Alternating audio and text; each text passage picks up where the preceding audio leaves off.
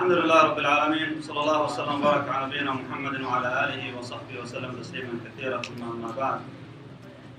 The last ayah that was recited in Surah Al-Hijr in the previous recitation, وَعْبُدْ رَبَّكَ حَتَّى يَأْتِيَكَ الْيَقِينُ. That you worship Allah, you worship your Lord, حَتَّى يَأْتِيَكَ الْيَقِينُ, until al-yaqeen, certainty, comes to you. What is the thing that is most certain in this life, Jama'ah? You guys tell me, what is it? The most certain in this life? Is it death? Some people, they might have doubt about shaitan, right?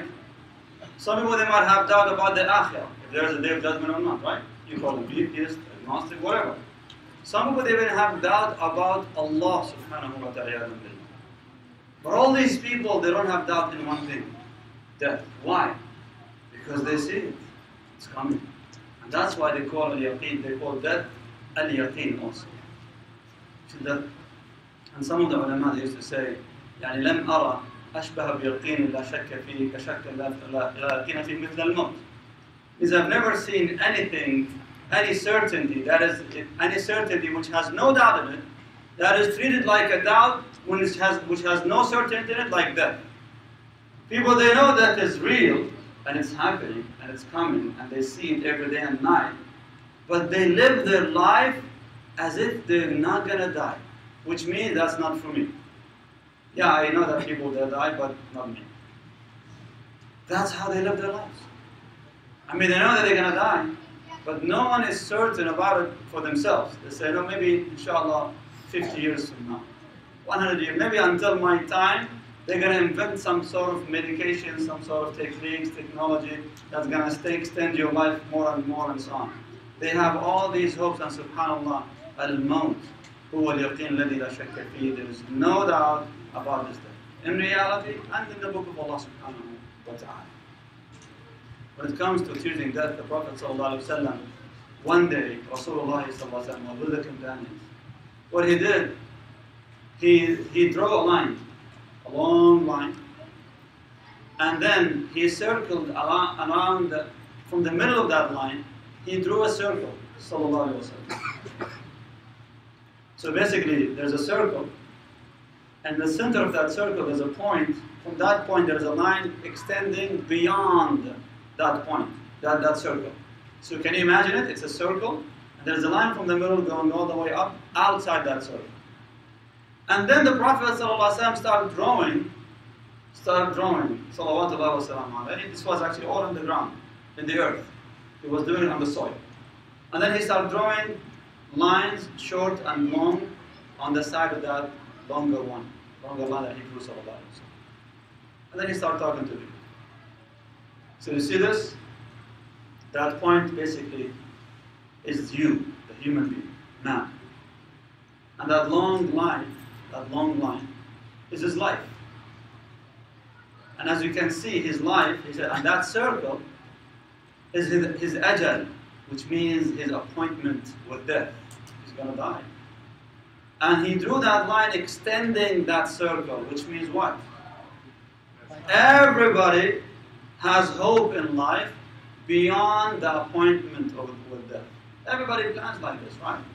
I mean, if you don't plan like this, if you always think of that you're dying tomorrow, are you going to buy any new clothes? No. Would you build a house? No. Would you make any business? No. Just sit down in the masjid, making dua that maybe when you die you will instead of ibadah. If you know that you're dying in an hour from now, probably would not even take a break for the bathroom. Why? Because I'm afraid if I go to the bathroom, I might die over there. I'm not going to die in the bathroom. I'd rather die when I'm worshipping Allah subhanahu wa ta'ala. So the Prophet sallallahu alaihi wasallam, he said that this is Ibn Adam. That's Ibn Adam right now, son of Adam.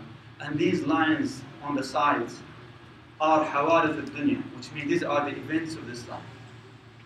Sometimes he would be hit by one of these lines, one of these events.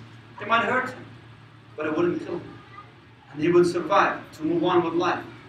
But Ibn Adam always think of a longer life when Allah subhanahu wa ta'ala decreed for him or her maybe a shorter life. So yes, you have hope in longer life, but your time is perhaps way before him. And the Prophet ﷺ says in the hadith, قَالَ يَكْبُرُ ابْنُ آدَمَ وَتَكْبُرُ مَعْهُ خَصْلَةً. Ibn Adam will grow older, and with his age, as he starts aging, two qualities would grow old with him. Means he would never stop thinking about these two things. قَالَ حُبُّ الدُّنْيَا وَطُولُ الْأَمَلِ. His love or her love for this world, and طُولُ الْأَمَلِ, the hope for a long life. When you ask older people, do they wish to die next day? Most likely, most people, they would say, no, alhamdulillah, I'm still young. But you're 100 years old, alhamdulillah, I'm still young. They always think that they have hope in life. When it comes to the dunya, their possessions. Check the elders in your house. If you have a grandmother, great-grandmother, great-grandfather, the tiny little things that they own, for them, it's like everything. So whether it's their cup that they usually drink water with, where's my cup? Yeah, I'll get you another cup. Where's my cup? I need my cup. Where's my spoon? Where's my shirt? Where's my this? Where's my that? Things that you consider completely insignificant, but for them, that's all what they possess in this world. So for the love of the dunya, that's natural. We're gonna keep attached to this world. And also we have that hope to live longer. But even with that hope does not warrant you a longer life. Because the yaqeen is going to come next. The Messenger of Allah ﷺ, he gave us advice that أَكْثِرُ مِنْ ذِكْرِ هَادِمِ اللَّذَّاتِ. Always remember, frequently, keep remembering what? هَادِمُ اللَّذَّاتِ. The meaning of هَادِمُ اللَّذَّاتِ means the one that destroys all desires. The one that destroys all desires. Which is death. If someone knows that they're going to die tomorrow, would they plan to make a party? A'udhu billah, unless these people they have nothing in the akhirah, they would plan a big party before they die. Because we're dying anyway, let's celebrate it now. But reasonable people won't do that. You won't do that because you know that you're a Muslim who believes in the day of judgment and the hereafter will do their best that whenever they die, they meet Allah subhanahu wa ta'ala in the best way. And there's nothing better than being in a state of worship to Allah subhanahu wa ta'ala. Many great ulama, many great Muslim scholars, they died in a state of ibadah. Whether they were fasting, they were in the masjid, and some of them even were in a state of sujood. Like Imam Muhammad ibn Sirin, rahimahullah ta'ala, قَضَى وَهُوَ فِي سُجُودِهِ. He died when he was making sajda. Allahu Akbar. The Prophet ﷺ says, أَقْرَبُ مَا يَكُونُ الْعَبْدُ رَبِّي وَهُوَ سَاجِدٌ. The closest you are to your Lord subhanahu wa ta'ala when your forehead is in the ground instead of sujood, prostrating to Allah Azza wa Jalla. That's the closest spot. Physically, it might look like the most humiliating spot, right? You put your intellect on the ground for what? For Allah subhanahu wa ta'ala. Even though it physically is like a humiliating position, but wallahi, it's a position of dignity and integrity because you're doing it for no one, but for Allah subhanahu wa ta'ala. So many ulama, they died in that state of worship. And perhaps you've seen, and you have seen it on YouTube as well, many people, they died during the Hajj or Umrah. They died in the Hajj or Umrah, and I've seen it myself, wallahi, first time I saw it in Medina. There was some gathering, people, they're gathering after Salat al-Maghrib. So what's going on? There's one of the Hujjaj was lying down and leaning on the pillar of the masjid, and the mushaf is in his hand, closed, basically after they finished maybe reading, he just was relaxing, and then he just died. Allahu Akbar, amazing sight. Wallahi, look at him, he's as if he's still alive. But he was dead. In another occasion, I've seen it, not first hand, but at least I saw it actually on the internet. Another one was dead in the position of sujood in Masjid al-Nabi sallallahu alayhi wa sallam. Such an amazing way of living this world. When you're in the closest position with Allah subhanahu wa ta'ala. Death is yaqeen. It's certain, and it's true, and it's happening. Have you prepared yourself for it? You will never be too ready for it. I'm telling you. Don't say, no, I still have 5 years under my plan. When I'm done, I'm going to retire, and then spend my rest of my life in the masjid. Do you have any guarantee from Allah Azza wa Jalla that you're going to do that you can achieve this plan? No one has any guarantee from Allah Azza wa Jalla. No one.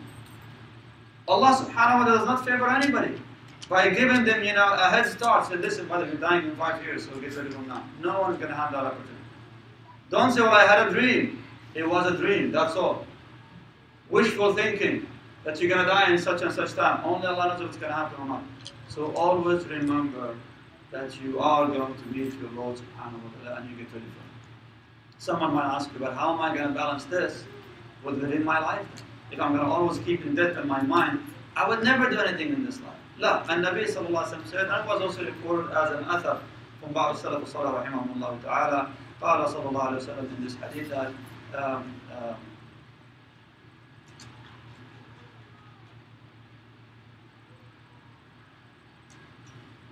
forgot actually the beginning of the statement, but whenever you do for the dunya, when you work for the dunya, you remember you're working for the dunya as if you're living eternity.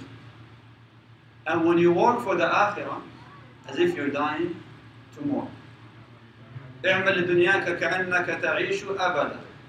When you work for the dunya,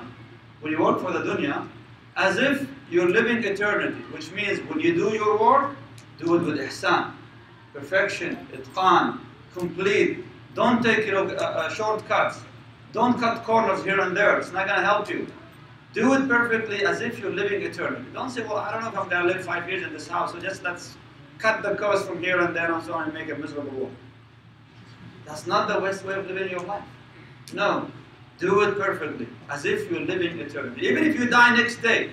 But when you do it perfectly. وَعْمَلْ لِآخِرَتِكَ كَأَنَّكَ تَمُوتُ غَدًا. And when you do your act for the akhirah, when you make your salah, as if you're dying tomorrow. Meaning, when you stand up right now for Salat al-Tarawih, the rest of Salat al-Tarawih, you make sure that this might be your last Tarawih. Wallah, we have no guarantee to even arrive home after this salah, right? We have no guarantee that we're going to wake up for Fajr.